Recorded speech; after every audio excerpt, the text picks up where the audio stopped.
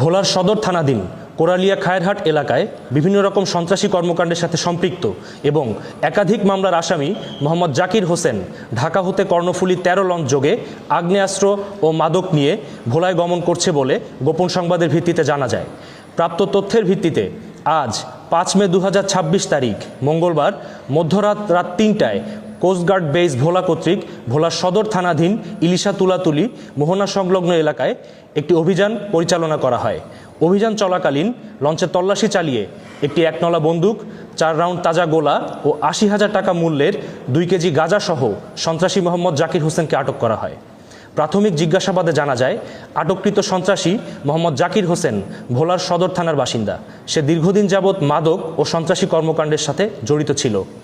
আটককৃত সন্ত্রাসী ও জব্দকৃত সকল আলামতের পরবর্তী আইনানুগ ব্যবস্থা গ্রহণের কার্যক্রম প্রক্রিয়াধীন রয়েছে।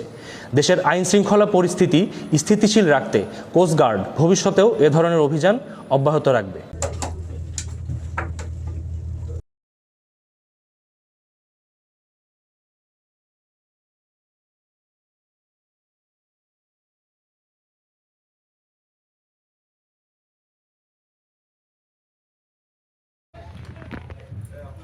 মাস্টার সাহেব আসেন, আপনার